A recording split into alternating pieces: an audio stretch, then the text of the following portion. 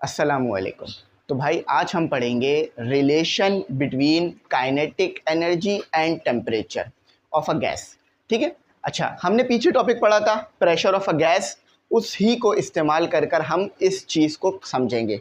अब ज़रा आओ यहाँ पर समझ लेते हैं कि जो गैस का मॉलिक्यूल होते हैं उनमें काइनेटिक एनर्जी और टेम्परेचर के दरमियान क्या रिलेशन होता है। फॉर एग्जांपल, आप जो है वो आपके पास एक कंटेनर है, जैसे कि हमने पीछे पढ़ा था। ठीक है, ये आपके पास एक क्यूब आ गया, एक क्यूब ले लिया आपने। ठीक है, ये आपका क्यूब हो गया। अच्छा, इस क्यूब के अंदर मौजूद है गैस के बहुत सारे मॉलिक्यूल। हम जस्ट एक मॉलिक्यूल को पिक कर लेते हैं और उसको स्टडी करते हैं। अब अगर आप टेम्परेचर बढ़ाओगे इस क्यूब का या सिर्फ इस गैस के मॉलिक्यूल का, तो काइनेटिक एनर्जी पे क्या फ़र्क पड़ेगा, ये आपने ड्राइव करना है, यही रिलेशन ड्राइव करना है। देखो, मैं यहाँ पर आपको बता दूं कि अगर आप टेम्परेचर बढ़ाओगे इस क्यूब का या इस गैस के मॉलिक्यूल का, तो काइनेटिक एनर्जी भी बढ़ जाएगी। देखो, जैसे कमरे में अगर बहुत ज़्यादा गर्मी हो जाए तो आप क्या करते हो, आपको बहुत ज़्यादा पसीना आने लग जाता है और आप इधर उधर मूव करने लग जाते हो, एक जगह बैठे नहीं रह पाते। क्यों? क्योंकि भाई टेम्परेचर बढ़ता है तो आपकी मोशन बढ़ जाती है। अब देखो, आप जो मोशन कर रहे हो वो तो फितरी तौर पे कर रहे हो कि आप अनकंफर्टेबल हो, लेकिन यहाँ पर जो है ना, यहाँ पर एक फिनोमिना हो रहा होता है जिसकी वजह से ये होता है। अब उसको डिटेल में हम जो है वो आगे पढ़ेंगे कि किस तरह से जो है वो मॉलिक्यूल या इलेक्ट्रॉन एनर्जी अब्जॉर्ब या रिलीज़ कर रहे होते हैं। ठीक है, अभी बस ये समझ लो कि जब आप इस मॉलिक्यूल का टेम्परेचर बढ़ाओगे तो इसकी काइनेटिक एनर्जी भी बढ़ेगी, या अगर इसकी काइनेटिक एनर्जी बढ़ा दोगे तो टेम्परेचर भी बढ़ जाएगा। ठीक है, बात समझ आ गई। अब यही चीज़ हम पीछे पढ़ चुके हैं और हमने क्या किया था, हमने इसी चीज़ को पढ़कर एक फॉर्मूला ड्राइव किया था, P = 1/3 डेंसिटी और वेलोसिटी का स्क्वायर। सही है। अब हम यहाँ पे पुट करेंगे डेंसिटी। तो डेंसिटी क्या है, समझ लो ये वाली इक्वेशन हम यूज़ कर रहे हैं। देखो, वर्डिंग में भी ये लिखा हुआ है, we use pressure formula. Pressure formula ये था और ये हमने ड्राइव कैसे किया था, विद द विच ड्राइव, जो कि ड्राइव किया गया था with the help of kinetic molecular theory of gas. Kinetic molecular theory of gas हमने पढ़ी थी, जिसे शॉर्ट में KMT भी कहते हैं। अब ये थ्योरी क्या बता रही थी कि भाई गैस के मॉलिक्यूल्स जो हैं वो रैंडम मोशन करते हैं और स्ट्रेट लाइन में मोशन करते हैं, और जब ये टकराते हैं आपस में तो इलास्टिक कोलिजन होता है। तो इसी को हमने यूज़ करके इस फॉर्मूले को हमने ड्राइव कर लिया था। अगर ये नहीं देखा है आपने तो आप लिखना pressure of a gas, Amy English centre, chapter 15 आपको वीडियो मिल जाएगी। सही है। अच्छा, अब यहाँ पर आ जाते हैं।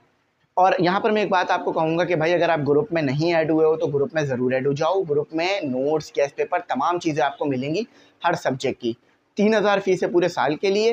तो नंबर आया होगा स्टार्ट में, उसी पे कांटेक्ट करके डिटेल्स ले सकते हो और ग्रुप में ऐड हो सकते हो। अच्छा, देखो यहाँ पर, अब देखो डेंसिटी किसके बराबर है। डेंसिटी बराबर है हमारे पास M और NV के। अब ये NV क्या है, NV आपके पास होता है कि total number of molecules divided by volume. इसको आप ऐसे भी लिख सकते हो, N/L3।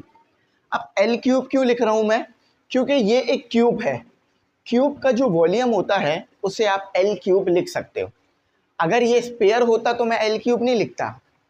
स्पेयर का वॉल्यूम अलग होता है, 4/3 πr³ लगा लो आप। ठीक है, लेकिन ये हमारे पास क्या है, ये हमारे पास एक जो है वो क्यूब है, इसीलिए हमने इसका वॉल्यूम क्या लगाया, इसका वॉल्यूम हमने L3 लगाया है। इस चीज़ को याद रखना। अच्छा, अब देखो, पहले मैं जो है वो ये चीज़ पुट कर देता हूँ ऊपर। तो पुट इन इक्वेशन 1, चाहे इसे इक्वेशन 1 कह लो या यहाँ पर मैंने ऑलरेडी इक्वेशन 1 कहा हुआ है। आपने ना ये चीज़ ड्राइव करनी है, ये याद रखना, ये चीज़ ड्राइव करनी है कि काइनेटिक एनर्जी डायरेक्टली प्रोपोर्शनल है टेम्परेचर के। अभी आगे आ भी जाएगा ये, अगर आप सारे स्टेप फॉलो करोगे। तो 1/3 तो एज इट इज आ गया। डेंसिटी किसके बराबर है, M और V के, N और V के। देखो, समझ में आ रहा है ना, डेंसिटी का फॉर्मूला मास अपॉन वॉल्यूम बनता है। अगर मैं इस चीज़ को यहाँ पुट कर दूँ, इस चीज़ को, तो नीचे वॉल्यूम आ जाएगा, ऊपर N आ जाएगा, ऐसे बन जाएगा डेंसिटी का फॉर्मूला MNV। देखो, मास अपॉन वॉल्यूम, ये बात तो क्लियर है। अब टोटल नंबर ऑफ मॉलिक्यूल से क्या मुराद है, जितने भी मॉलिक्यूल्स हैं उन सबकी डेंसिटी। सही है। अच्छा, अब यहाँ आ जाते हैं। अब देखो ये आ गया हमारे पास v का स्क्वायर। अब हमें पता है कि ये एन वी किसके बराबर है, एन वी हमारे पास बराबर है, ये चीज़ पुट करना 1/3 m और n और v और v का स्क्वायर। अच्छा, ये याद रखना, ये वेलोसिटी वाला v है, ये वॉल्यूम वाला v है। वेलोसिटी वाले पे आपके पास बार लगा हुआ है जो एवरेज को शो कर रहा है, ठीक है, और एवरेज है तो अगर इस वेलोसिटी की मदद से काइनेटिक एनर्जी निकलेगी वो भी एवरेज होगी। इसको इधर ले आओ, P और V हो गया 1/3 m n v का स्क्वायर। यहाँ तक तो कोई बात ऐसी नहीं थी जो आपको समझ ना आए या जो कि क्लियर ना हो, यहाँ तक सारी बातें क्लियर थी। अब देखो here we use general gas law, या इसे आइडियल गैस लॉ भी कहा जाता है कभी कभार, आइडियल गैस लॉ। अच्छा, तो आइडियल गैस लॉ आपके पास क्या था, P V is equal to N R T. यहाँ पर जो ये n है वो नंबर ऑफ मोल है, ये याद रखना। तो ये हो गई आपकी इक्वेशन नंबर 2। तो पी वी किसके बराबर है, एन आर टी, तो यहाँ पर मैं एन आर टी पुट कर सकता हूँ, हाँ। तो put P V in equation 2। तो आपके पास इक्वेशन 2 क्या बन गई, N R T is equal to 1/3 और एम एन एन और वी का स्क्वायर। सही है, ये इक्वेशन जो है आपकी 3 इक्वेशन बन गई आपकी। इक्वेशन 2 अब ये चीज़ बनकर सामने आ रही है हमारे। अच्छा देखो, ज़्यादा बेहतर ये है कि मैं इस n को इधर ले आऊँ, सही है, तो इस n को इधर ले आते हैं और 1/3 m और v स्क्वायर को पहले लिख देते हैं। तो 1/3 m v स्क्वायर को मैंने पहले लिख दिया, n को मैं वहाँ ले गया, तो ये हो गया आपके पास n r t upon n। इसमें तो कोई मुश्किल परेशानी आपको नहीं हुई होगी, सही है। अच्छा, अब देखो यहाँ पर एक छोटा सा काम हम कर लेते हैं, बल्कि एक काम करो, n को ना उधर ही रहने दो, इधर ही रहने दो, सॉल्व करने में आसानी हो जाएगी। अच्छा, अब देखो ये मोल, अब आपको पता है मोल का फॉर्मूला होता है n/Na। मोल का फॉर्मूला हमने ये पढ़ रखा है ना केमिस्ट्री में, कि total number of moles divided by Avogadro number. तो इसे भी ऊपर पुट कर दो इक्वेशन 3 में, पुट इन इक्वेशन 3। तो नाउ इक्वेशन 3 क्या बन गई हमारे पास, n 1/3 mv square equal to n की जगह पे क्या आ गया n, और ये वाला n जो है ना मैं इसके नीचे लिख रहा हूँ r के नीचे, ठीक है, ये हो गया। अब देखो इस n से n कैंसिल, नीचे लाके भी कैंसिल हो ही रहा था लेकिन ऐसे ज़्यादा अच्छा है। अच्छा, अब देखो हेयर ये जो r n a है ना, ये k के बराबर है। अब k क्या है, k आपके पास होता है Boltzmann constant, BOLTZ, Boltzmann constant. इसको हम k से रिप्रेजेंट करते हैं। यहाँ पर ये k टेम्परेचर का यूनिट नहीं है, ठीक है, याद रखना। अब इस k की वैल्यू होती है 1.38 मल्टीप्लाई 10⁻⁻23 जूल पर मोल केल्विन, ठीक है, इसकी वैल्यू भी बता दी। अब इसको ऊपर पुट कर देंगे हम k को, तो आपके पास क्या बन जाएगा 1/3 mv का square equal to k, sorry हम कुछ मिस तो नहीं कर रहे हैं, नहीं मिस कर रहा है। तो ये आ गया हमारे पास KRT, सही है, KRT आपका हो गया। यहाँ तक आई होप आप लोगों को कोई भी समझने में मुश्किल नहीं होगी। KRT नहीं, जस्ट KT आएगा, K और T, ठीक है। K और T क्यों आएगा, क्योंकि R/Na K के बराबर है, तो K आ गया और T रह गया। अच्छा, अब देखो यहाँ पर मैं मल्टीप्लाई कर रहा हूँ 3/2 और यहाँ भी मल्टीप्लाई कर रहा हूँ 3/2। देखो अगर एक साइड कर रहा हूँ तो दूसरी साइड भी करना पड़ेगा, वरना इक्वेशन अनबैलेंस हो जाएगी। दोनों साइड करने से बैलेंस रहती है। तो देखो 3 से 3 कैंसिल हो गया, ये बन गया 1/2 mv का स्क्वायर इक्वल टू 3/2 k और t। क्लैरिटी है? ठीक है, ये समझ में आ रहा है क्या चीज़ है ये? 1/2 mv² काइनेटिक एनर्जी। तो ये हो गई काइनेटिक एनर्जी, लेकिन ये एवरेज है। क्यों? क्योंकि देखो ये वेलोसिटी भी एवरेज है। अच्छा, ये चीज़ आपके पास एज इट इज आ गई। अब देखो 3/2 k ये कांस्टेंट है। देखो ये 3/2 तो ऑलरेडी आपको पता है कोएफिशिएंट है, कांस्टेंट ही होते हैं, इसका तो चेंज नहीं होना ना। k बोल्ट्जमैन कांस्टेंट है। तो काइनेटिक एनर्जी आपके पास किसके बराबर आई? अब अगर आप कांस्टेंट हटा देते हो तो इक्वलिटी भी हट जाती है, प्रोपोर्शनैलिटी का साइन आ जाता है k के बराबर। ये आपकी ड्राइव हो गई। तो ये ड्राइव करना था। काइनेटिक एनर्जी डायरेक्टली प्रोपोर्शनल है टेम्परेचर के। तो 3/2 kT काइनेटिक एनर्जी के बराबर। तो ये थी हमारी एक छोटी सी डेरिवेशन जो कि हमने करनी थी और इसे समझना था। आई होप आपको ये समझ में आ गया होगा। अब इसका एक छोटा सा न्यूमेरिकल भी है, वो भी मैं आपको करा देता हूँ। आसान सा है, ज़्यादा मुश्किल नहीं है। मुश्किल होता तो मैं शायद बोल देता, आप खुद कर लो वैसे मैं बोलता नहीं हूँ। चलो इसको लिख लेना अपने पास, अब न्यूमेरिकल कर लो छोटा सा। सेल्फ असेसमेंट के क्वेश्चंस वीडियो के लास्ट में चला दूंगा तो आपको आसानी हो जाएगी।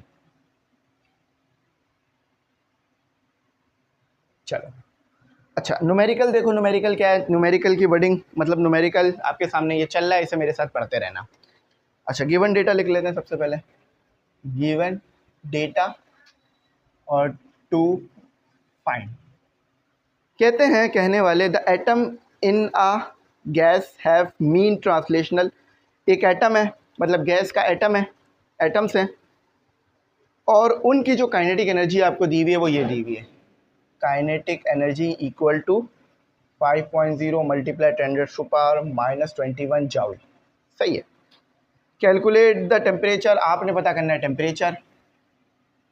आपको ज़्यादा कुछ चाहिए भी नहीं, आपको बस के पता होना चाहिए। तो के की वैल्यू मैंने वहाँ लिख भी दी है। दिस इज अवर के 1.38 मल्टीप्लाई 10⁻⁻23 जूल पर मोल एंड केल्विन। सही है। अब आप वैल्यूज फॉर्मूला लिख लो हेयर। फॉर्मूला क्या होगा? काइनेटिक एनर्जी एवरेज में बराबर होती है 3/2 kT के। टी चाहिए, बाकी सबको उधर ले जाओ तो 2 उधर जाके मल्टीप्लाई हो जाएगा 3 डिवाइड, और काइनेटिक एनर्जी एवरेज से डिवाइड हो जाएगा बोल्ट्जमैन कांस्टेंट। ठीक है, ये फॉर्मूला ड्राइव हो गया आपका। तो 2/3 काइनेटिक एनर्जी किसके बराबर है आपके पास? काइनेटिक एनर्जी आपके पास बराबर है 5.0 मल्टीप्लाई 10⁻⁻21 माइनस लगा लो,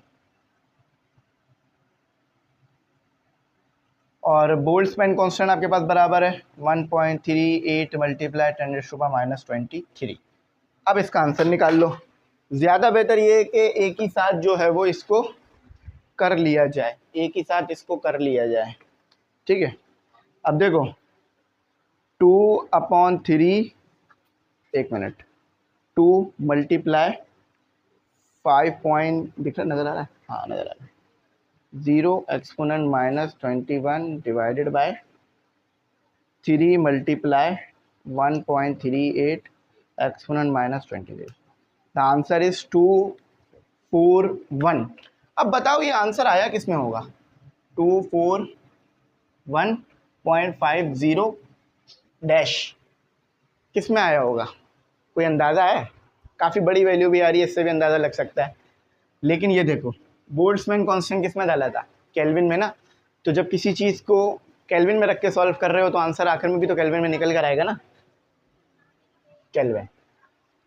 लेकिन इन्होंने कहा था केल्विन भी बताना और सेल्सियस भी बताना। सेल्सियस में ले जाने के लिए आपको क्या करना होगा कि जो आपका केल्विन आया है इसको माइनस करना होगा 273 से, 273 से। केल्विन टू सेल्सियस आपको पता है किस तरह होता है कि केल्विन आपके पास बराबर होता है सेल्सियस प्लस 273। तो सेल्सियस में मतलब सॉरी केल्विन में आपके पास ऑलरेडी मौजूद है, तो 273 को इधर ले आओ, सेल्सियस में आ जाएगा।